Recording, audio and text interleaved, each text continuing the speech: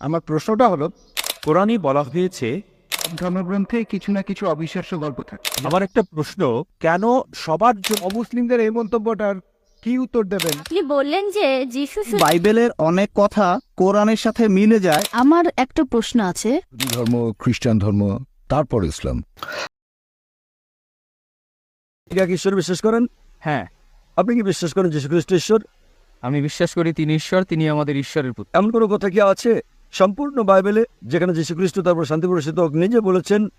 কোনো দ্ব্যর্থহীন বাক্য, কোনো সুস্পষ্ট উক্তি আপনার জানা মতে বাইবেলের মধ্যে যেখানে যীশু খ্রিস্ট তারপর শান্তি প্রকাশিত নিজে বলেছেন যে আমি ঈশ্বর, অথবা বলেছেন আমার উপাসনা করো? যদি আপনি বাইবেলের কোনো অনুচ্ছেদ দেখাতে পারেন সুস্পষ্ট করে বলা দ্ব্যর্থহীনভাবে যেখানে যীশু খ্রিস্ট তারপর শান্তি প্রকাশিত নিজে বলেছেন তিনি ঈশ্বর, অথবা বলেছেন আমার উপাসনা করো, আমি আপনার সঙ্গে আপনার ধর্ম গ্রহণ করবো। এবং আমি আপনাকে বলছি একটিও দ্ব্যর্থহীন বাক্য খুঁজে পাবেন না সম্পূর্ণ বাইবেলে যেখানে যীশু খ্রিস্ট বা ইসলাম নিজে বলেছেন তিনি ঈশ্বর কিংবা তার উপাসনা করতে। আপনি বাইবেল পড়ে দেখবেন যীশু খ্রিস্ট বা ইসলাম নিজে বলেছেন, এটা উল্লেখ আছে গসপেল অফ জন অধ্যায় নম্বর 14 অনুচ্ছেদ নম্বর 28, তিনি বলেছেন আমার পিতা আমার চেয়ে মহান। গসপেল অফ জন অধ্যায় নম্বর 10 অনুচ্ছেদ নম্বর 29, আমার পিতা সবার চেয়ে মহান।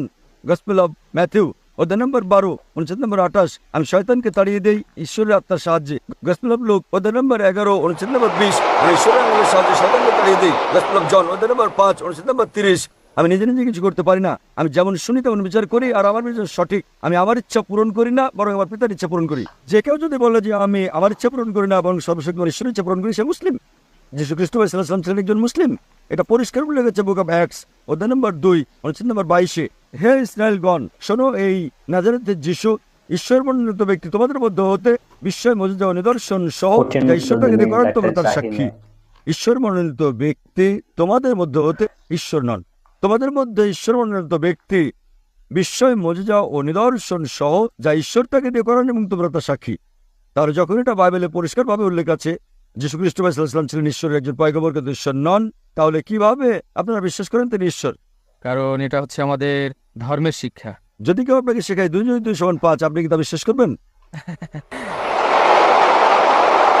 হ্যাঁ কি না? না না না, এখন আমি আপনাকে অনেকগুলো উদ্ধৃতি দিচ্ছি বাইবেল থেকে, তাহলে আমি আপনাকে অনুরোধ করব এই সবগুলো রেফারেন্স পরীক্ষা করুন। গসপেল অফ জন অধ্যায় 14 অনুচ্ছেদ নম্বর 28, গসপেল অফ জন অধ্যায় 10 অনুচ্ছেদ নম্বর 29, গসপেল অফ ম্যাথিউ অধ্যায় 12 অনুচ্ছেদ 28, গসপেল অফ লুক অধ্যায় 11 অনুচ্ছেদ 20, গসপেল অফ জন অধ্যায় 5 অনুচ্ছেদ 30, যা প্রমাণ করে যে যীশু খ্রিস্ট তারপর শান্তি প্রকাশিত নিজে বলেছেন যে তোমরা অনুসরণ করো শেষ পয়গম্বর নবী মুহাম্মদ সাল্লাল্লাহু আলাইহি সাল্লামকে, এবং ইনশাআল্লাহ আপনি আরো ভালো খ্রিস্টান হবেন। আমি বিশ্বাস করি যে আমরা মুসলিমরা খ্রিস্টানদের চেয়েও ভালো খ্রিস্টান, কেননা আমরা যীশু খ্রিস্টের তারপর শান্তি প্রকাশিত সত্যিকারের শিক্ষা বিষয় অনুসরণ করি তথাকথিত খ্রিস্টানদের চেয়ে। আমার প্রশ্নটা হলো, কোরআনে বেশ কিছু জায়গায় বলা আছে যে আকাশমণ্ডলী এবং পৃথিবী তৈরি হয়েছে 6 দিনে, কিন্তু সূরা ফুসিলাতে বলা হয়েছে যে আকাশ এবং পৃথিবী তৈরি হয়েছে 8 দিনে। এই আয়াতে আরও আছে যে পৃথিবী তৈরি হয়েছে 6 দিনে, আর তারপরে আকাশ তৈরি হয়েছে 2 দিনে। এই কথাটা বিগ ব্যাং থিওরির বিরুদ্ধে। ভাই খুব গুরুত্বপূর্ণ একটা প্রশ্ন করেছেন। কোরআন বলছে আকাশমণ্ডলী ও পৃথিবী 6 দিনে সৃষ্টি হয়েছে, আর সূরা ফুসিলাতে বলছে 8 দিন। এটা কি পরস্পর বিরোধী? আর এটা কি বিগ ব্যাং থিওরির বিপক্ষে যায় কিনা? আমি আপনার সাথে একমত যে কোরআন অনেক জায়গায় বলেছে আকাশমণ্ডলী ও পৃথিবী 6 দিনে সৃষ্টি হয়েছে। অনেক জায়গায় সূরা আরাবের 54 নম্বর আয়াতে এই কথা বলা হয়েছে, তারপর সূরা ইউনূসের 3 নম্বর আয়াতে উল্লেখ করা হয়েছে, সূরা হুদের 7 নম্বর আয়াতে উল্লেখ করা হয়েছে, সূরা ফুরকানের 59 নম্বর আয়াতে কথা বলা হয়েছে, সূরা সাজদার 4 নম্বর আয়াতে কথা বলা হয়েছে, আর সূরা হাদীদের 4 নম্বর আয়াতে কথা বলা হয়েছে। এমনকি অনেক জায়গায় পবিত্র কোরআন বলছে যে আকাশমণ্ডলী আর পৃথিবী তিনি সৃষ্টি করেছেন 6 দিনে। এটা পার্থিব দিন নয়, এটা হলো ইয়াম, খুব লম্বা একটা সময়কাল। এই কথার ব্যাপারে আমার আপত্তি নেই, আর আমি এ ব্যাপারে একমত যে পবিত্র কোরআনে আকাশমণ্ডলী আর পৃথিবীর সৃষ্টির কথা বলা হয়েছে। সূরা ফুসিলাতে আপনি এখানে যে আয়াতের কথা বলছেন সেটা হলো 9 থেকে 12 নম্বর আয়াত। বলা হচ্ছে যে তাহাকে কি অস্বীকার করিবেই যিনি এই পৃথিবী সৃষ্টি করিয়াছেন 2 দিনে? তোমরা কি তাহার সমকক্ষ দাঁড় করাইতেছ? তোমরা কি কাউকে তাহার শরীক করিতেছ? তিনি তো জগৎসমূহের প্রতিপালক। 10 নম্বর আয়াতে আছে তিনি ভূপৃষ্ঠে স্থাপন করিয়াছেন অটল পর্বতমালা এবং পৃথিবীতে খাদ্যের ব্যবস্থা করিয়াছেন 4 দিনে। 11 নম্বর আয়াতে বলা হচ্ছে অতঃপর তিনি আকাশের দিকে মনোনিবেশ করিলেন, যাহা ছিল ধূম্রবিশেষ। অথবা তিনি উহাকে এবং পৃথিবীকে বলিলেন, তোমরা উভয় আসো ইচ্ছায় অথবা অনিচ্ছায়। উহারা বলিল, আমরা আসিলাম সম্পূর্ণরূপে অনুগত হইয়া। তিনি ইহা করেন 2 দিনে। তাই আপনি যদি পড়েন চিন্তা না করে 2 + 4 + 2 = 8 দিন। কুরআন এই আয়াতগুলোর শুরুতে উত্তর দিয়েছে। এখানে বলা হয়েছে যে যারা এর মধ্যে ভুল খুঁজতে যাবে তারা হবে সেই লোকগুলোর সমান যারা অন্য কাউকে আল্লাহর শরীক করে। আল্লাহ সুবহানাহু ওয়া তাআলা জানতেন যে কিছু লোক থাকবে যারা কোরআনের এই আয়াতগুলোর ভুল বের করার চেষ্টা করবে। আর এখন খ্রিস্টান মিশনারিরা এই আয়াতটা মুসলমানদের বিরুদ্ধে প্রয়োগ করে। কোরআন বলেছে আগে থেকে যে লোকে এই প্রশ্নটা করবে, আর এই লোকগুলো তারা যারা অন্য কাউকে আল্লাহর সাথে শরীক করে। এখন দেখা যাক এখানে প্রথম 2টা আয়াত মানে সূরা ফুসিলাতের 9 নম্বর ও 10 নম্বর আয়াতে বলছে যে পৃথিবী সৃষ্টি হয়েছে 2 দিনে, তারপর পাহাড় পর্বত সেখানে বসানো হয়েছে, আর খাদ্যের ব্যবস্থা করা হয়েছে যথাযথভাবে 4 দিনে। তাহলে বলা হচ্ছে 2 দিনে পৃথিবী তৈরি হয়েছে, তারপর সেখানে পাহাড় পর্বত বসানো হয়েছে 4 দিনে, সব মিলিয়ে 6 দিন। তারপর 11 নম্বর আয়াতের প্রথম আরবি শব্দটা হলো সুম্মা। এখন এই আরবি শব্দ সুম্মা এর 3টা আলাদা অর্থ আছে। একটা হলো তারপর, আরেকটা হলো তখনই, আর অন্য আরেকটা হলো একই সাথে। আমি মেনে নিচ্ছি যে কোরআনের অনেক অনুবাদে এই শব্দটাকে অনুবাদ করা হয়েছে তারপর। যদি সুম্মার অনুবাদ করেন তারপর, তাহলে কথাটা পরস্পর বিরোধী। অনুবাদ করেছে তারপর। আকাশমণ্ডলের সৃষ্টি হলো 2 দিনে, অর্থাৎ 2 + 4 + 2 = 8 দিন। তবে এখানে সঠিক অনুবাদ হবে, এখানে সুম্মা শব্দটার অনুবাদ হবে তখনই অথবা একই সাথে। আর আব্দুল্লাহ ইউসুফ আলহামদুলিল্লাহ এই আয়াতে সুম্মা শব্দটার সঠিক অনুবাদ করেছেন, অর্থাৎ একই সাথে।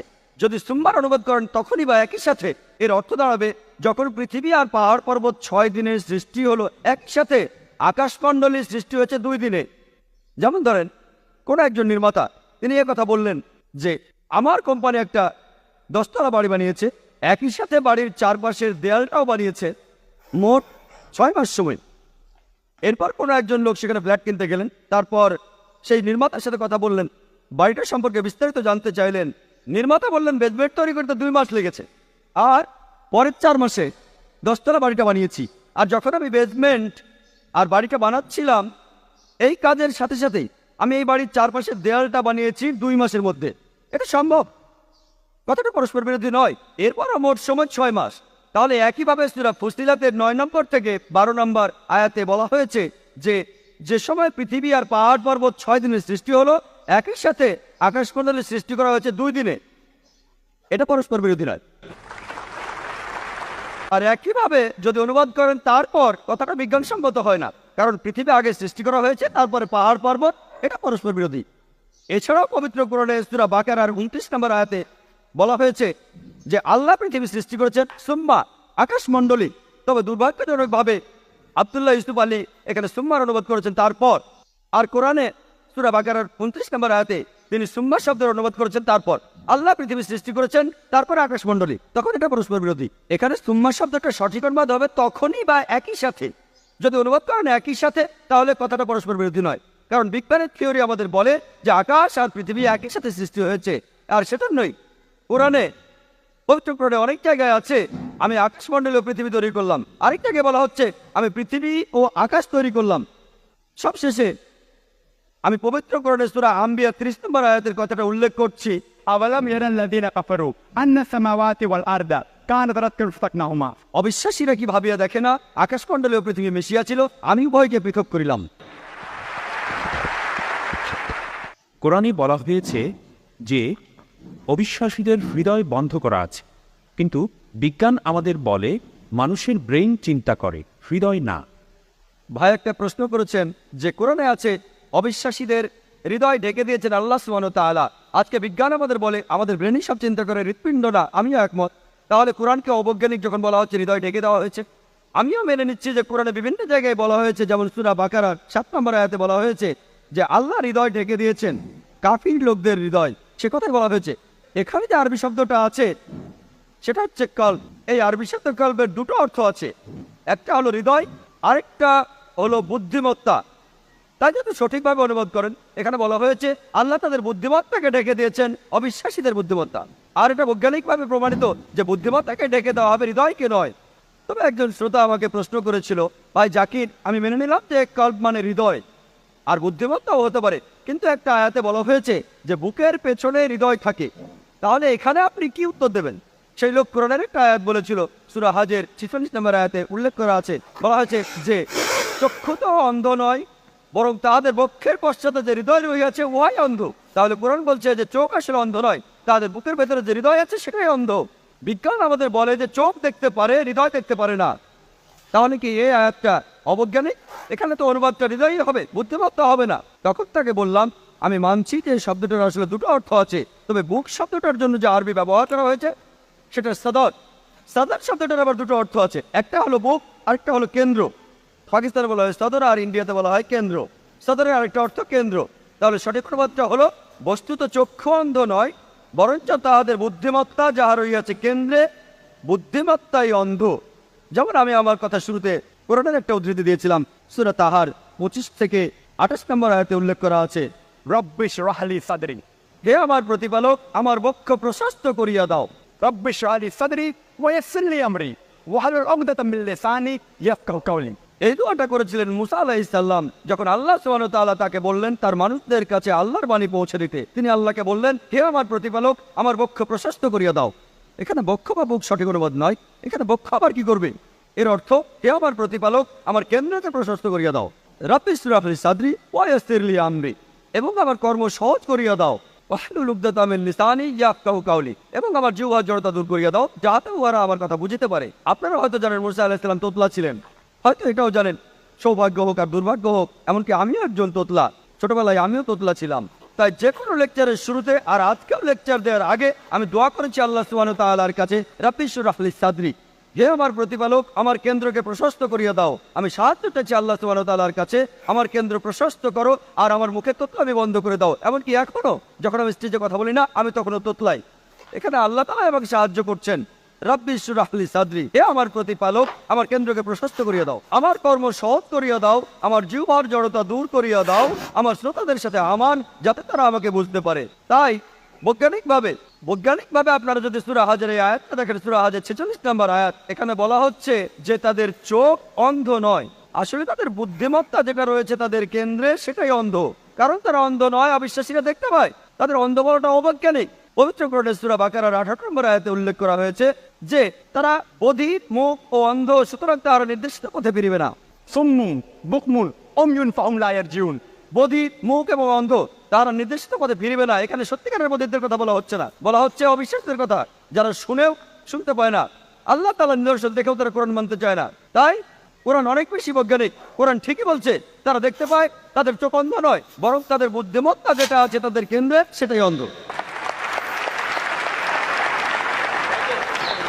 ধর্মগ্রন্থে কিছু না কিছু অবিশ্বাস্য গল্প থাকে। যেমন ধরেন, কোরআনে আছে যে আবাবিল পাখিরা যুদ্ধক্ষেত্রে শত্রুদের উপরে পাথর ফেলছে, আর এইসব গল্প, এই গল্পগুলো বিশেষ করে বেশ শক্ত।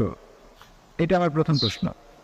ভাই, আপনি প্রশ্ন করলেন কোরআনের কিছু কথা যেন পাখি উপর থেকে পাথর ফেলছে, সূরা ফিলের কথা, সূরা ফিলের 1 থেকে 5 নম্বর আয়াত। এরকম আরো অনেক আয়াত আছে। কোরআন বলছে শাতফুল কামার, নবীজি মুহাম্মদ সাল্লাল্লাহু আলাইহি ওয়াসাল্লাম চাঁদকে 2 ভাগ করেছিলেন, মুসা আলাইহিস সালাম সাগরকে 2 ভাগ করেছিলেন। এগুলো কঠিন কাজ, হ্যাঁ, এগুলোকে বলে অলৌকিক। অলৌকিক কাজ হলো সেগুলো যেগুলো কোনো ব্যাখ্যা মানুষ দিতে পারে না। মানুষের পক্ষে চাঁদকে 2 ভাগ করে ফেলা এটা অসম্ভব। আবার কোনো মানুষ সাগরকে 2 ভাগ করে ফেলবে, তার মধ্যে রাস্তা থাকবে, এটাও অসম্ভব। তাহলে এগুলোকে বলা হয় অলৌকিক। শুধুমাত্র ঈশ্বর এটা করেন, আপনি আমি পারবো না। আমরা এই কাজের ব্যাখ্যা দিতে পারবো না। আমরা শুধু একটা উপায় এটা প্রমাণ করতে পারি, যদি সেই সময়ে ফিরে যায়। এখানে বর্তমান থেকে আমরা অতীতে যেতে পারবো না। 3000 বা 4000 বছর আগে গিয়ে আমরা দেখতে পারবো না মুসা আলাইহিস সালাম সাগরকে ভাগ করেছিলেন কিনা। তাহলে কি করবো? এই অলৌকিকগুলো আমরা অতীতে গিয়ে পরীক্ষা করতে পারছি না। কিন্তু পবিত্র কোরআনে এমন অনেক কথাই আছে যেগুলো এখন সত্যি প্রমাণিত হয়েছে। যেমন ধরুন, কোরআনে বলছে বিজ্ঞান নিয়ে কথা, বিগ ব্যাং সম্পর্কে। কোরআন বলছে চাঁদের আলোটা নিজস্ব আলো নয়। কোরআন বলছে পৃথিবী বর্তুলাকার। কোরআন বলছে সূর্য প্রদক্ষিণ করে। 1400 বছর আগে মানুষ ভাবতো এগুলো কোন ধরনের কথা, চাঁদের নিজের কোনো আলো নেই, পৃথিবী বর্তুলাকার। এগুলো কি সত্যি? এখন আমরা জানি সবই সত্যি। তবে অতীতে কি রয়েছে জানার জন্য অতীতে যেতে পারবো না। আমার যুক্তি বলে কোরআনে যে কথাগুলো আছে কিছু পরীক্ষা করা যায়, কিছু পরীক্ষা করা যাবে না। আমরা অতীতে যেতে পারবো না, তাহলে এই ব্যাপারগুলো কিছুটা অপরিষ্কার। আমরা বর্তমানে যেগুলো পরীক্ষা করতে পারি সেই কথাগুলোর মধ্যে যা কিছু পরীক্ষা করতে পারি, ধরেন 80% চেক করতে পারি। আমার যুক্তি বলে 80% কোরআনে যে কথাগুলো আছে পরীক্ষা করতে পারি, সেগুলো একেবারে 100% সঠিক। যেগুলো আমরা চেক করতে পারি তার মধ্যে 1% ভুল নেই। যদি বলেন এমন ঘটনা ঘটেনি, শুধু অতীতে গেলেই সেটা প্রমাণ করতে পারবেন। যদি কোরআন বলে মুসা নবী সমুদ্রকে 2 ভাগ করেছিলেন, এটা ভুল, সেটা প্রমাণ করতে পারবেন না, সঠিকও প্রমাণ করতে পারবেন না। অতীতে যেতে পারবেন না, আমরা 3-4 বছর আগে ফিরে যেতে পারি না। তাহলে যদি যুক্তি দিয়ে বলতে পারি এই ব্যাপারটা সত্যি হতে পারে, নাও হতে পারে, সত্যি হতে পারে, নাও হতে পারে। পাখিগুলো হয় মাত্র ফেলেছিল, না হয় ফেলেনি, ঠিক আমরা বলতে পারি ব্যাপারটা পরিষ্কার না। যদি পারমাণবিক প্রমাণ কথা বলতেন 1000 বছর আগে, তারা বিশ্বাস করতো? তারা বলতো পাগলের প্রলাপ, ঠিক তেমন। কিন্তু এখন তো আমরা বিশ্বাস করি, কারণ বিজ্ঞান উন্নত হয়েছে। এখন দেখি পারমাণবিক বোমা, আণবিক বোমা, তাহলে পাখিরা পাথর বানছে, এটা সমস্যা কোথায়? এটা খুব সোজা। পারমাণবিক বোমা আরো কঠিন। তাহলে বুঝতে পারছেন আমরা অতীতে যেতে পারবো না। আমার যুক্তি বলে যেগুলো আজকে পরীক্ষা করতে পারি, পুরোনো যে বিষয়গুলো ভালোভাবে দেখতে পাচ্ছি, সেগুলোর মধ্যে পুরো 100% সত্যি বলে প্রমাণিত হয়েছে। 20% আমরা পরীক্ষা করতে পারবো না, কারণ অতীতে যেতে পারবো না, ভবিষ্যতে যেতে পারি না। বেহেশত আর দোজখের অস্তিত্ব বৈজ্ঞানিকভাবে প্রমাণ করতে পারবো না। হয়তো বলবেন যে ভাই জাকির, আপনি একজন ডাক্তার, কিভাবে বেহেশত দোজখ বিশ্বাস করেন? আমি বলি এটা 20% অস্বচ্ছ অংশের কথা। আমার যুক্তি বলে যখন 80% কোরআনের যতক্ষণে আমরা চেক করতে পারি, এগুলো 100% সত্যি বলে প্রমাণিত হয়েছে, সেখানে 0.1% ভুল নেই।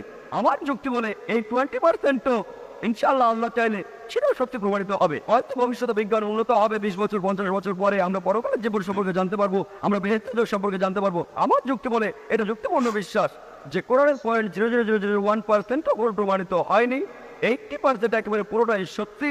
তাই আমার যুক্তি বলে যে ইনশাআল্লাহ বাকি 20% যেটা চেক করা যাচ্ছে না, অতীতে ফিরে গিয়ে বা ভবিষ্যতে গিয়ে ইনশাআল্লাহ সেগুলো সত্যি হবে। আশা করি উত্তরটা পেয়েছেন। আমার সৌভাগ্যবশত এখানে আমি এসেছি আমার বন্ধুর সাথে, সে এখানে নিয়ে এসেছে। আমার একটা প্রশ্ন, কেন সবার জন্য এক ধর্ম সৃষ্টি করেননি যাতে পৃথিবীতে শান্তি বজায় থাকে? খুবই সুন্দর প্রশ্ন। কেন ঈশ্বর একটি ধর্ম তৈরি করলেন না? কেন তিনি ভিন্ন ভিন্ন ধর্ম তৈরি করলেন? তাহলে তো কোনো সমস্যা থাকতো না, কোনো দ্বিধা থাকতো না। আমি তার সাথে একমত। খুবই সুন্দর প্রশ্ন। যদি আপনি কোরআন পড়েন, আল্লাহ কোরআনে বলেছেন সূরা আল ইমরান 3 নম্বর সূরা 19 নম্বর আয়াত, ইন্নাদ দীনা ইনদাল্লাহিল ইসলাম, আল্লাহ তাআলার কাছে একমাত্র গ্রহণযোগ্য ধর্ম হচ্ছে ইসলাম। ইসলাম মানে আল্লাহ তাআলার কাছে নিজের ইচ্ছাকে সমর্পণ করা। যদি আপনি সবগুলো ধর্ম দেখেন, সর্বশক্তিমান ঈশ্বর নবী বা রাসূল প্রেরণ করেছেন এক ধর্ম প্রচারের জন্য। সকল নবী রাসূল আদম আলাইহিস সালাম থেকে শুরু করে নূহ, মুসা, ঈসা, মুহাম্মদ সাল্লাল্লাহু আলাইহি সাল্লাম, সকল নবীগণই, আল্লাহ বলেন সূরা ফাতির 35 নম্বর সূরা 24 নম্বর আয়াতে, وإن من أمة إلا خلا فيها نذير। এমন কোন জাতি বা গোত্র নেই যাদের কাছে সতর্ককারী প্রেরণ করা হয়নি। আল্লাহ বলেন সূরা রাদ 13 নম্বর সূরা 7 নম্বর আয়াত, لكل قوم هاد। প্রত্যেক জাতির কাছে সতর্ককারী প্রেরণ করা হয়েছে। ভাই, সকল নবীগণই যারা এসেছিলেন ঈশ্বরের কাছে নিজের ইচ্ছাকে সমর্পণের কথাই শিখিয়েছেন, একত্ববাদের কথা বলেছেন। আল্লাহ পবিত্র কোরআনে একাধিকবার বলেছেন যদি তিনি চাইতেন তবে সবাইকে আত্মসমর্পণকারী বানাতে পারতেন, মুসলিম বানাতে পারতেন। ভাই, মুসলিম শব্দটাকে ধর্ম মনে করবেন না। ইসলাম শব্দের অর্থ হলো এটা দিন, একটা জীবন ব্যবস্থা, নিজের ইচ্ছাকে সমর্পণ করা। আর মুসলিম মানে এরকম নাম থাকা নয় যে আব্দুল্লাহ, জাকির, সুলতান। মুসলিম হলো যে নিজের ইচ্ছাকে আল্লাহর কাছে সমর্পণ করে। যদি আপনার ইচ্ছাকে আল্লাহর কাছে সমর্পণ করেন তাহলে আমি আপনাকে বলবো মুসলিম। সুতরাং শুধু এই লেভেল দেখবেন না যে জাকির, সুলতান, আব্দুল্লাহ। আরবিতে মুসলিম মানে যে নিজের ইচ্ছাকে সমর্পণ করে। যদি কেউ নিজের ইচ্ছাকে সমর্পণ করে তিনি একজন মুসলিম। সুতরাং সকল নবীগণই শিক্ষা দিয়েছেন যে আমাদের ইচ্ছাকে সমর্পণ করতে হবে। সবাই এক ঈশ্বরের কথা শিক্ষা দিয়েছেন, সবাই তাওহীদ শিক্ষা দিয়েছেন। কিন্তু সময়ের আবর্তে সব গ্রন্থে পরিবর্তন হয়ে গেছে। এই কারণে সর্বশক্তিমান ঈশ্বর সর্বশেষ এবং চূড়ান্ত নবী মুহাম্মদ সাল্লাল্লাহু আলাইহি ওয়াসাল্লামকে প্রেরণ করেছেন, এবং সর্বশেষ ও চূড়ান্ত বার্তা পবিত্র কোরআন। সকল নবী যারা মুহাম্মদ সাল্লাল্লাহু আলাইহি ওয়াসাল্লামের আগে এসেছিলেন, এবং সকল গ্রন্থ যেগুলো কোরআনের আগে এসেছিল সেগুলো শুধু সেই সময়কার লোকদের জন্যই এসেছিল। কোরআনের 4টির নাম উল্লেখ আছে, তাওরাত, জবর, ইনজিল এবং কোরআন। তাওরাত হলো সেই ওহী বা ঈশ্বরের বাণী যা মুসা আলাইহিস সালামকে দেওয়া হয়েছিল। জবর ঈশ্বরের পক্ষ থেকে দাউদ আলাইহিস সালামকে দেওয়া হয়েছিল। ইনজিল হলো সেই ওহী বা ঈশ্বরের বাণী যা ঈসা আলাইহিস সালামকে দেওয়া হয়েছিল। আর কোরআন হলো সর্বশেষ এবং চূড়ান্ত বার্তা, সর্বশেষ ও চূড়ান্ত নবী মুহাম্মদ সাল্লাল্লাহু আলাইহি ওয়াসাল্লামকে দেওয়া হয়েছে। কোরআন আরো বলছে সূরা রাদ 13 নম্বর সূরা 38 নম্বর আয়াতে বলা হয়েছে, لكل أجل كتاب। প্রত্যেক যুগেই কিতাব দেওয়া হয়েছিল, অনেক কিতাবই নাযিল করা হয়েছিল, কিন্তু সব কিতাব যা কোরআনের আগের এবং সকল নবী যারা মুহাম্মদ সাল্লাল্লাহু আলাইহি ওয়াসাল্লামের আগে এসেছিলেন তারা শুধু সেই সময় এবং সেই সময়ের লোকদের জন্য প্রেরিত। এ কারণে সর্বশক্তিমান ঈশ্বর এটাকে সংরক্ষণ করে রাখেননি। যেহেতু কোরআন হলো সর্বশেষ এবং চূড়ান্ত বার্তা, তাই এটা শুধু মুসলিম বা আরবদের জন্য না, এটা সমগ্র মানব জাতির জন্য। এবং নবী মোহাম্মদ শুধু আরব বা মুসলিমদের জন্য নয়, তাকে প্রেরণ করা হয়েছে সমগ্র মানবজাতির জন্য। আর এই কারণে তার কথা উল্লেখ আছে বিশ্বের প্রধান প্রধান ধর্মগ্রন্থগুলোতে। আর এই কিতাব পবিত্র কোরআনে আল্লাহ বলেছেন সূরা হিজর 15 নম্বর সূরা 9 নম্বর আয়াতে, এই কোরআন আমি নাজিল করেছি, আমি এর হেফাজত করব। তার মানে আমরা দেখছি সর্বশক্তিমান ঈশ্বর রাসূল প্রেরণ করেছিলেন একটাই ধর্ম প্রচারের জন্য, মানে ঈশ্বরের কাছে নিজের ইচ্ছাকে সমর্পণ করার জন্য। আরবিতে এটা ইসলাম। যীশু খ্রিস্ট কখনোই খ্রিস্টান ধর্ম প্রচার করতে আসেননি। খ্রিস্টান শব্দটি যে বাইবেলে নেই, এটা কি আপনি জানেন? পুরো বাইবেলে খ্রিস্টান শব্দটি খুঁজে পাবেন না। তিনি খ্রিস্টান ধর্ম প্রচার করেননি। খ্রিস্টান শব্দটা দ্বারা মূলত অ্যান্টিওয়াকে যিশুর অনুসারীদের বোঝাতো বুক অফ অ্যাক্টসে আছে ডাকনাম। সুতরাং যীশু খ্রিস্ট ইসলাম প্রচার করেছেন। এটা আছে গসপেল অফ জন অধ্যায় 5 অনুচ্ছেদ 30। যীশু খ্রিস্ট বলেছেন যে আমার ইচ্ছায় নয়, আমার পিতার ইচ্ছায়, প্রভুর ইচ্ছায়। আরবিতে বললে তিনি ইসলাম প্রচার করেছিলেন। একইভাবে যদি ভগবত গীতা পড়েন, শ্রীকৃষ্ণ বলছে ঈশ্বরের কাছে তোমাদের ইচ্ছাকে সমর্পণ করো। যদি আরবিতে বলেন, তিনি বলছেন আপনাকে ইসলাম মানতে। সুতরাং আমরা দেখছি সব নবী রাসূলই নিজের ইচ্ছাকে ঈশ্বরের কাছে সমর্পণ করার শিক্ষা দিয়েছেন। এজন্যই কোরআন বলছে সূরা আল ইমরান 3 নম্বর সূরা 19 নম্বর আয়াতে, ইন্না দীনা ইনদাল্লাহিল ইসলাম, আল্লাহর কাছে একমাত্র গ্রহণযোগ্য জীবন ব্যবস্থা হলো নিজের ইচ্ছাকে আল্লাহর কাছে সমর্পণ করা। আমাদের উচিত ধর্মগ্রন্থে ফিরে যাওয়া, সর্বশক্তিমান ঈশ্বরের নির্দেশে ফিরে যাওয়া এবং নিজের ইচ্ছাকে ঈশ্বরের নির্দেশের কাছে সমর্পণ করুন, তাহলে আপনি সত্য পথে থাকবেন। আশা করি উত্তরটা পেয়েছেন। অমুসলিমদের এই মন্তব্যটার কি উত্তর দেবেন যে সালাহ আসলে এক ধরনের জিমন্যাস্টিক্স ছাড়া কিছুই নয়? ভাই, আপনি প্রশ্ন করলেন, এটার উত্তর কি দেব যখন কোনো অমুসলিম বলে যে সালাহ আসলে জিমন্যাস্টিক্স ছাড়া কিছুই নয়? মানে জিমন্যাস্টিক্সের যে উপকার, সালাহ তো একই উপকার, একই জিনিস, উঠে দাঁড়ানো, মাথা নোয়ানো, উপর হওয়া ইত্যাদি। ভাই, সালাহ আর জিমন্যাস্টিক্সের মধ্যে পার্থক্যটা আসলে বিশাল। সালাহতে উপকার হবে আমাদের শরীরের, পাশাপাশি আমাদের আত্মার। জিমন্যাস্টিক্সে আমার শরীরের উপকার হতে পারে, কিন্তু আত্মার কোনো উপকার হবে না। সালাহতে আপনি মানসিকভাবে একটা শান্তি পাবেন, জিমন্যাস্টিক্সে মানসিক শান্তিটা পাবেন না।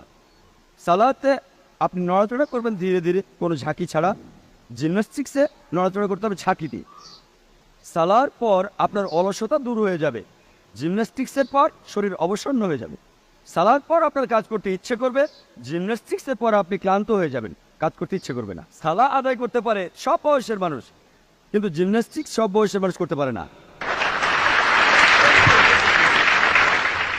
আপনি যে মুসলিম ধর্ম ভাই কোনো রকম টাকা লাগবে না, কিন্তু আমাদের আল্লাহ চ্যানেলকে সাবস্ক্রাইব করে যদি ভালো জিমন্যাস্টিক্সে যান টাকা দিতে বদল হয়ে যাবে। পর্যায়ে ভিডিও করে থাকি। সালার জন্য কোনো যন্ত্রপাতি দরকার নেই, কিন্তু জিমন্যাস্টিক্সের জন্য দরকার হয় যেমন প্যারালাল বার, রিং ইত্যাদি। সালাহ আদায়ে গুরুত্বপূর্ণ একটি সামাজিক অবস্থার উন্নতি হয়, তো অবশ্যই উন্নতি হবে মুসলিম ভাইরা ভ্রাতৃত্ববোধ, একতা, ভিডিওটিকে আপনার শেয়ার করে সংহতি। দিবেন। আর চ্যানেলটি জিমন্যাস্টিক্সে সাবস্ক্রাইব সামাজিক করুন। অবস্থার কোনো এরকম উন্নতি হয় না। ইসলাম পর্যায়ে ভিডিও দেখতে সালাহ হলে আদায় কিন্তু আপনাকে ন্যায়পরায়ণতার দিকে পরিচালিত করে, আপনি আরো উন্নত মানুষ হবেন। জিমন্যাস্টিক্সের মাধ্যমে আপনি উন্নত মানুষ হবেন না, অথবা এতে আপনার ন্যায়নিষ্ঠার উন্নতি হবে না।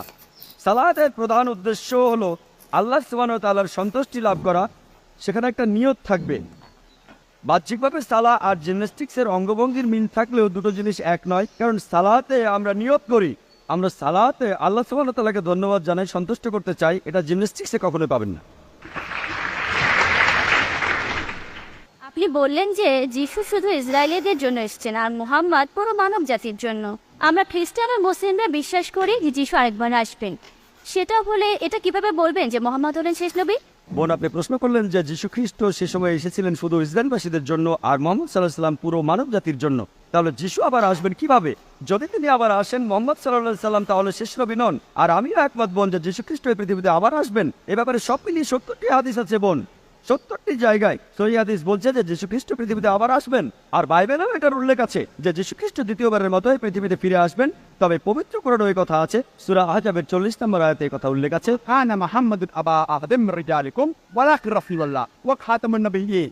যে মুহাম্মদ তোমাদের মধ্যে কোনো পুরুষের পিতা নন, বরং সে আল্লাহর রাসূল এবং তিনি হলেন সর্বশেষ নবী। এখন দুটো ঠিক কিভাবে? দুটো কথাই ঠিক, কারণ ঈসা আলাইহিস সালাম তিনি আবারও আসবেন। তিনি কি জন্য এই পৃথিবীতে আসবেন? তিনি একমাত্র নবী যাকে আল্লাহ জীবন্ত তুলে নিয়েছেন। আল্লাহ সুবহানাহু ওয়া তাআলা তার কোন রাসূলকেই জীবন্ত অবস্থায় তুলে নেননি। পবিত্র কোরআনে সূরা নিসার 158 নম্বর আয়াতে উল্লেখ করা হয়েছে যীশু খ্রিস্টকে জীবন্ত অবস্থায় তুলে নেওয়া হয়েছে। 157 নম্বর আয়াত বলছে, ما قتلوا وما سلبوا ولكن شبه لهم। তারা তাকে হত্যা করেনি, ক্রুশবিদ্ধও করেনি, কিন্তু তাদের মধ্যে এমন বিভ্রম সৃষ্টি হয়েছিল। যারা এই বিষয়ে মতভেদ করেছিল তাদের মনেও সংশয় ছিল। قلة بعد كان তারা শুধু অনুমানই করতে পারে। وما قتلوه يقينا এটা নিশ্চিত যে তারা তাকে হত্যা করেনি। 158 নম্বর আয়াত বলছে যে আল্লাহ সুবহানাহু ওয়া তাআলা তাকে নিজের কাছে নিয়ে গেছেন। আমরা মানি যিশু মারা যাননি, এমনকি বাইবেলও বলে যিশু খ্রিস্ট জীবিত ছিলেন, হাদিসও এই কথা বলে আর বাইবেলও বলে। তবে আমরা যেটা মানি, আল্লাহ সুবহানাহু ওয়া তাআলা যিশু খ্রিস্টকে নিজের কাছে জীবিত তুলে নিয়েছিলেন, কারণ তিনি হলেন মহান স্রষ্টার একমাত্র প্রেরিত দূত, যার অনুসারীরা ভাবে যে তিনি আসলে ঈশ্বর।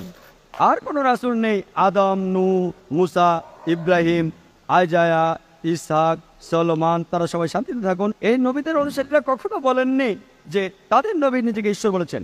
একমাত্র যে নবীর অনুসারীরা এটা মানে, এমনকি আজকের দিনেও মানে, তাদের নবী ঈশ্বর, তিনি নবী ঈসা আলাইহিস সালাম। পবিত্র কোরআনে সূরা মাইদার 116 নম্বর আয়াতে উল্লেখ আছে, যিশু বলেছেন, হে আমার ঈশ্বর, আমার প্রভু, আপনি সাক্ষী থাকুন, আমি কখনোই বলিনি আমার উপাসনা করো, বরং আমি বলেছি আবুদুল্লাহ আল্লাহর উপাসনা করো, রাব্বি ওয়া রাব্বুকুম। তিনি আমার এবং তোমাদের প্রভু। তাহলে যীশু খ্রিস্ট যখন আবার পৃথিবীতে আসবেন, তার অনুসারীদের এই কথা বলতে, তার তথাকথিত অনুসারীদের যারা বলেন নিজেকে তিনি ঈশ্বর বলেছেন, যে তিনি ঈশ্বর বলেননি। আর যিশু তখন কোনো রাসূল হিসেবে আসবেন না, নবুয়ত পাওয়া বন্ধ হয়ে গেছে, তিনি পৃথিবীতে আসবেন, নতুন কোনো নির্দেশ নিয়ে আসবেন না। যীশু খ্রিস্ট ঈশ্বরের কাছ থেকে নতুন কোনো নির্দেশ নিয়ে আসবেন না, কারণ পবিত্র কোরআনে সূরা মাইদার 3 নম্বর আয়াতে উল্লেখ করা হয়েছে, আমি আজ তোমাদের দিন পূর্ণাঙ্গ করলাম।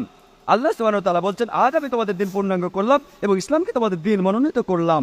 এই কিতাবের পরে আর কোনো নির্দেশ আসবে না, কোনো কিতাব আসবে না, কারো উপর কোনো কিতাব নাজিল হবে না। যীশু খ্রিস্ট যখন পৃথিবীতে দ্বিতীয়বার আসবেন, তিনি আসবেন হযরত মুহাম্মদ সাল্লাল্লাহু আলাইহি সাল্লামের উম্মত হিসেবে, শেষ নবীজির উম্মত হিসেবে। আগেও তিনি মুসলিম ছিলেন, পরেও তিনি মুসলিম থাকবেন, তিনি ঈশ্বরের নতুন নির্দেশ আনবেন না। আর একই কথা আছে বাইবেলে, গসপেল বলছে, যিশু দ্বিতীয়বার আসলে খ্রিস্টানরা তাকে বলবে, হে প্রভু, আমরা কি তোমার নামে বিস্ময়কর কাজ করিনি? যিশু দ্বিতীয়বার আসলে আপনারা জানেন তারা অনেক বিস্ময়কর কাজ করেছে।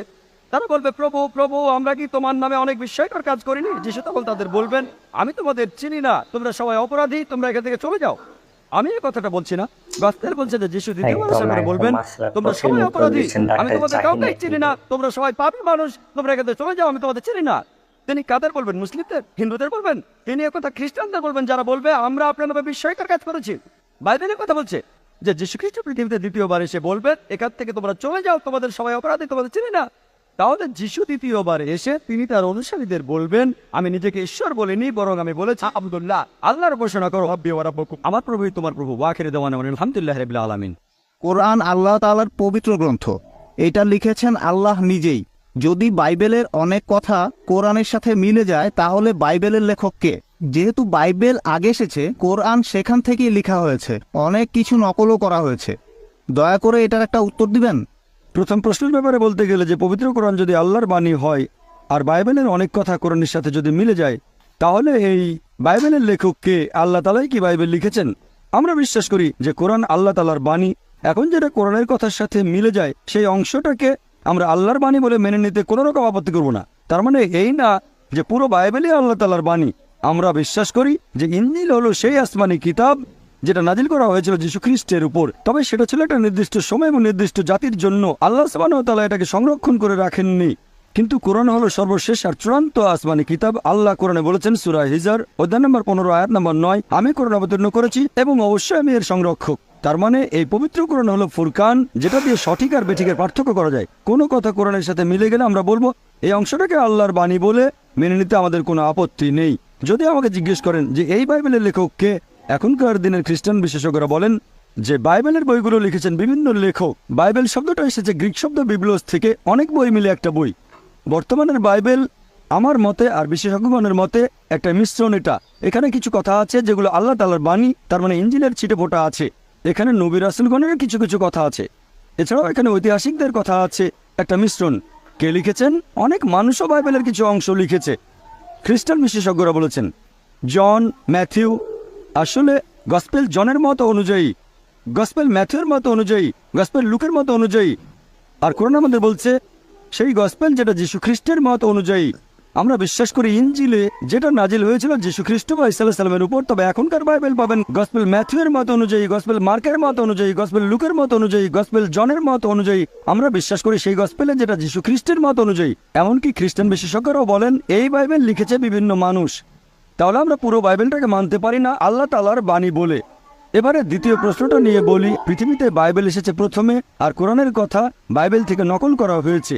হ্যাঁ, এরকম একটা সম্ভাবনা থাকতেই পারে। আরেকটা সম্ভাবনা এরকম, যদি দুটোর মধ্যে সাদৃশ্য থাকে, হয়তো বই দুটোর উৎস একই, তাহলে বাইবেলের কিছু অংশের কথা কোরআনের কথাগুলোর সাথে মিলে যায়। এখন বাইবেলের যে অংশ পবিত্র কোরআনের সাথে মিলে যাচ্ছে সেগুলোর উৎস হয়তো একই, তার মানে আল্লাহ সুবহানাহু ওয়া তাআলা। কিন্তু যদি বলেন যে কোরআন নকল করা হয়েছে, তাহলে একই যুক্তিতে বলা যায় যে যীশু খ্রিস্ট ওল্ড টেস্টামেন্ট থেকে নকল করেছিলেন, তখন খ্রিস্টানরা বলবেন না। আমরা বিশ্বাস করি যে আসমানি কিতাবগুলোর মূল কথা সবসময় একই ছিল, তার মানে হচ্ছে তাওহীদ, এক আল্লাহতে বিশ্বাস করা। আসলে মূল কথাটা একই, কিন্তু ভেবে দেখেন বাইবেলের মধ্যে প্রায় কয়েকশো বৈজ্ঞানিক ভুল আছে। আপনি যদি বলেন বাইবেল থেকে নকল করা হয়েছে, আর অনেকেই বলেন নওজুবিল্লাহ যে নবী মুহাম্মদ সাল্লাল্লাহু আলাইহি ওয়াসাল্লাম কথাগুলো বাইবেল থেকে নকল করেছেন, তার মানে নবী মুহাম্মদ সাল্লাল্লাহু আলাইহি ওয়াসাল্লাম বাইবেলের যে কথাগুলো বৈজ্ঞানিক ভুল সেগুলো নেননি, তাহলে তো তিনি বড় বিজ্ঞানী। বাইবেল থেকে যদি নকল করেন, বাইবেল বলছে যে চাঁদের আলো তার নিজস্ব আলো, পবিত্র কোরআন বলছে চাঁদের আলো আসলে প্রতিফলিত আলো। বাইবেল বলছে জেনেসিস অধ্যায় 1 অনুচ্ছেদ 16 থেকে 19 চাঁদের আলো তার নিজস্ব আলো, আর কোরআন বলছে সূরা ফুরকান অধ্যায় 25 আয়াত নম্বর 61 চাঁদের আলো হচ্ছে প্রতিফলিত আলো। তাহলে নবী মুহাম্মদ সাল্লাল্লাহু আলাইহি সাল্লাম তিনি বাইবেল থেকে নিয়ে সেটা শুধরে দিয়েছেন, আর বললেন না এটা নিজস্ব আলো না প্রতিফলিত আলো। এটা সম্ভব না। কোরআনে এমন অনেক কথা আছে যেটা বিজ্ঞান জেনেছে কিছুদিন আগে, কোরআন সেটা 1400 বছর আগে বলেছে। কোনো মানুষের পক্ষে এগুলো লেখা সম্ভব না। কোরআনে যে কথাগুলো আছে কোরআন কখনোই নকল করা হয়নি। এজন্য আমার ভিডিও ক্যাসেট দেখেন বিজ্ঞানের আলোকে কোরআন ও বাইবেল, সেখানে বিস্তারিত জানতে পারবেন। সেখানে আমি প্রমাণ করেছি যে কোরআন বাইবেল থেকে নকল করা হয়নি। কোরআন হচ্ছে ফুরকান, যে মানদণ্ড দিয়ে সঠিক আর বেঠিকের পার্থক্য করবো। আশা করি উত্তরটা পেয়েছেন। আমার একটা প্রশ্ন আছে। বেশিরভাগ মুসলিম অন্য ধর্মের দুর্বলতা বা সীমাবদ্ধতাগুলো নিয়ে কথা বলে থাকে। আজকে আপনার লেকচারে যেমন শুনলাম, আমরা খ্রিস্টানদের চাইতে উন্নত। একজন মানুষ কখনোই অন্য আরেকজন মানুষকে বিচার করতে পারে না।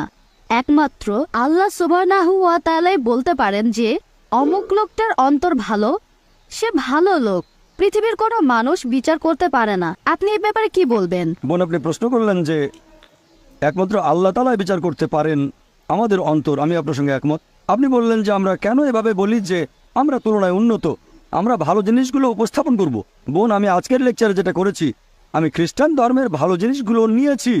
আমি খ্রিস্টানদের উদ্দেশ্যে বলেছি যে যদি আপনারা যীশু খ্রিস্টের দেওয়া শিক্ষাগুলো মেনে চলেন তাহলে সেটা হবে ভালো। আমি তাদের উপরে তুলেছি, তাদেরকে ছোট করতে চাচ্ছি না। আপনি আমার কথাগুলো বুঝতে পারেননি। আমি আসলে বোঝাতে চেয়েছি, যখন এই কথাটা বলেছিলাম যে খ্রিস্টান বলতে যদি তাদের বোঝায় যারা যীশু খ্রিস্টের শিক্ষাগুলো ভালোভাবে মেনে চলে, তাহলে আমরা মুসলিমরা খ্রিস্টানদের চেয়ে আরো বেশি খ্রিস্টান। কোরআনের আয়াত মেনে আমি বলার চেষ্টা করেছি, تعالوا إلى كلمة سواء بيننا وبينكم। এসো সেই কথায় যা তোমাদের ও আমাদের মধ্যে এক। আমি কখনোই বলিনি যে আমরা তাদের চেয়ে উন্নত, বলেছি বাইবেলকে তাদের চেয়ে বেশি মানি, এটাই বলেছি। তারপর বলেছি আপনারাও কেন বাইবেলের কথাগুলো মেনে চলেন না, অন্তত সেগুলো মানেন যেটা কমন। আমি বাইবেল থেকে ভালো জিনিসগুলো নিয়েছি। যদি আপনাদের বাইবেল বলে যে শালীনতা বজায় রাখো, মহিলারা মাথায় কাপড় দেবে, মহিলারা পর্দার আড়ালে থাকবে, মহিলারা শালীন হবে, আমি বলছি আপনারা শালীন থাকছেন না কেন? কখন প্রমাণ করার চেষ্টা করলাম যে আমরা হচ্ছি উন্নত তাদের চেয়ে? আমি বলতে চেয়েছি আসুন আমরা অন্তত সেগুলো মেনে চলার চেষ্টা করি যেগুলো কমন। এটা আমার বানানো কৌশল না, আমাদের সৃষ্টিকর্তা আল্লাহ তাআলা এটা বলেছেন, এটা আমার বানানো না। আল্লাহ এভাবে কথা বলতে বলেছেন। যদি আপনি বলেন এটা ভুল, তার মানে বলছেন আল্লাহর কথা ভুল। আল্লাহ পবিত্র কোরআনে বলেছেন সূরা আলে ইমরান অধ্যায় 3 আয়াত নম্বর 64, تعالوا إلى كلمة سواء بيننا وبينكم এসো সেই কথাই যা তোমাদের ও আমাদের মধ্যে এক। প্রথম সাদৃশ্য কি? أن لا نعبد إلا الله। আমরা আল্লাহ ছাড়া কারো ইবাদত করি না। আমরা অমুসলিমদের কাছে আল্লাহর এই বাণী প্রচার করব। আমরা সাদৃশ্যগুলো দেখব, সবচেয়ে সেরা সাদৃশ্য এক আল্লাহর ইবাদত করব। আশা করি উত্তরটা পেয়েছেন। এখানে প্রথমে আমাদেরকে দেখতে হবে ইহুদি ধর্ম, খ্রিস্টান ধর্ম, তারপর ইসলাম। একজন সত্যিকারের মুসলিম হতে গেলে আপনাকে প্রথমে বিশ্বাস করতে হবে ইহুদি আর খ্রিস্টান ধর্ম। আপনার মতো একজন মুসলিম তখনই মুসলিম হতে পারে যদি আগে ইহুদি আর খ্রিস্টান ধর্ম বুঝে তারপর ইসলাম বুঝতে চায়। আমি এটা মানতে পারছি না। আল্লাহ পবিত্র কোরআনে বলেছেন সূরা আলে ইমরান অধ্যায় নম্বর 3 আয়াত নম্বর 19, إن الدين عند الله الإسلام। আল্লাহ সুবহানাহু ওয়া তাআলার কাছে একমাত্র গ্রহণযোগ্য দিন হচ্ছে ইসলাম। মুসা নবী যে ধর্ম প্রচার করেছেন সেটা আসলে ছিল ইসলাম। তিনি ইহুদি ধর্ম প্রচার করেননি। যীশু খ্রিস্ট যে ধর্মটা প্রচার করেছেন সেটাও ছিল আসলে ইসলাম। তিনি খ্রিস্টান ধর্ম প্রচার করেননি। খ্রিস্টান ধর্ম শব্দটা বাইবেলের কোথাও নেই, এটা কি জানেন? খ্রিস্টান শব্দটা প্রথম ব্যবহার করা হয়েছে বুক অফ অ্যাক্টসে। বুক অফ অ্যাক্টস বলছে যে অ্যান্টিওকের লোকজন তারা যীশু খ্রিস্টের অনুসারীদেরকে ডাকতো খ্রিস্টান বলে, এই নামটা দেওয়া হয়েছে, আর সেটা দিয়েছে অ্যান্টিওকের লোকজন। যীশু খ্রিস্ট তার জীবদ্দশায় কোনোদিন খ্রিস্টান শব্দটা শোনেননি, এটা কি জানেন? তাহলে তিনি খ্রিস্টান ধর্ম প্রচার করবেন কিভাবে? আপনি যেটা বললেন যে একজন মুসলিম প্রথমে জানবে ইহুদি আর খ্রিস্টান ধর্ম তারপর ইসলাম সম্পর্কে, এটা পুরোপুরি ভুল। إن الدين عند الله الإسلام। আল্লাহর কাছে একমাত্র গ্রহণযোগ্য দিন হচ্ছে ইসলাম। আল্লাহর সব নবী রাসূলগণ প্রচার করেছেন ইসলাম, আপনি এখনকার দিনে যে বাইবেল আর অন্যান্য ধর্মগ্রন্থ দেখছেন, এগুলো আসলে মূল আসমানি কিতাবের বিকৃত রূপ। আপনার কাছে আমার প্রশ্ন যে আমি যেমনটা দেখেছি এরকম প্রচুর আছে, আমরা সবাই তাদেরকে জানি মুসলিম হিসেবে, এরা দরগায় যায়। এখন এ ব্যাপারে আপনি কি বলবেন? এখন মুসলিম এই আরবি শব্দটা সম্পর্কে বলতে গেলে সত্যিকারের মুসলিম যে আল্লাহর কাছে নিজের ইচ্ছাকে সমর্পণ করে, সত্যিকারের মুসলিম কখনো কোনো কবরকে সিজদা করবে না। আমি বিষয়টা জানি, বলবো না যে ভুল বলেছেন, আপনি ঠিকই বলেছেন। মুসলিম নামে পরিচিত এরকম প্রচুর মানুষ আছে তথাকথিত মুসলিম যারা কবরকে সিজদা করে। এ ব্যাপারে আমার দৃষ্টিভঙ্গিটা হচ্ছে, আমার মতে তারা ভুল করছে, এটা শিরক, তাদেরকে বদলাতে হবে। আর আমার লেকচারেও আমি তাদের উদ্দেশ্যে বলেছি যে যদি আপনারা কোনো কবরে যান, আমাদের নবী বলেছেন তোমরা কবরের কাছে যেতে পারো, এতে আখিরাতের কথা মনে পড়বে যে একদিন আমিও মারা যাব। তাহলে কবরে গিয়ে সেই মৃত ব্যক্তির জন্য দোয়া করবেন, তার কাছে দোয়া চাইবেন না, তার জন্য দোয়া করতে পারেন আল্লাহ যেন তাকে জান্নাতুল ফেরদৌসে পাঠান, তার সব গুনাহ মাফ করে দেন ইত্যাদি। তবে তার কাছে দোয়া চাইবেন না, দোয়া করবেন শুধুমাত্র আল্লাহ সুবহানাহু ওয়া তাআলার কাছে। ইয়াকা নাবুদু ওয়া ইয়াকা নাস্তাইন, আমরা শুধু তোমার ইবাদত করি, তোমার সাহায্য চাই। আমার বিভিন্ন লেকচারে আমি সব মুসলিমদের উদ্দেশ্যে বলেছি যে এটা করা ঠিক না। একটা লেকচারে আমি বলেছিলাম যে আপনারা কোনো কবরকে ইবাদত বা সিজদা করবেন না, এটা ঠিক না, সবচেয়ে বড় পাপ। এরকম হাজার হাজার তরুণ মাশাআল্লাহ আমার লেকচার শুনে কবরকে ইবাদত করা বাদ দিয়েছে, আলহামদুলিল্লাহ। আশা করি উত্তরটা পেয়েছেন। আমি একটি বিষয় নিয়ে একটু বিস্তারিত জানতে চাচ্ছিলাম যে ইসলাম ধর্মে নবী ইব্রাহিমের ছেলে ইসমাইল, তার গুরুত্ব কতখানি? ভাই, আপনি প্রশ্ন করলেন যে হযরত ইসমাইল আলাইহিসসালামের গুরুত্ব কতখানি ইসলাম ধর্মে। আমরা বিশ্বাস করি যে ইসমাইল আলাইহিসসালাম নবী ইব্রাহিমের ছেলে। এই কথাটা শুধু পবিত্র কোরআনে নয়, খ্রিস্টানদের বাইবেলও আছে। বাইবেল আর কোরআন দুটোতেই এরকম বলা হয়েছে যে ইব্রাহিম আলাইহিসসালাম তার ছিল দুজন স্ত্রী, সারা এবং হাজেরা। এই কথাটা বাইবেলে উল্লেখ করা হয়েছে, পবিত্র কোরআনও আছে। এখন আইজাক, তিনি শান্তিতে থাকুন। ইসহাক, তার মা ছিলেন সারা, তিনি শান্তিতে থাকুন। আর ইসমাইল আলাইহিসসালামের মা ছিলেন হাজেরা, তিনিও শান্তিতে থাকুন। তাহলে তারা দুজনেই ছিলেন নবী, ইব্রাহিম আলাইহিসসালামের সন্তান, তারা দুজনেই ছিলেন আল্লাহর নবী।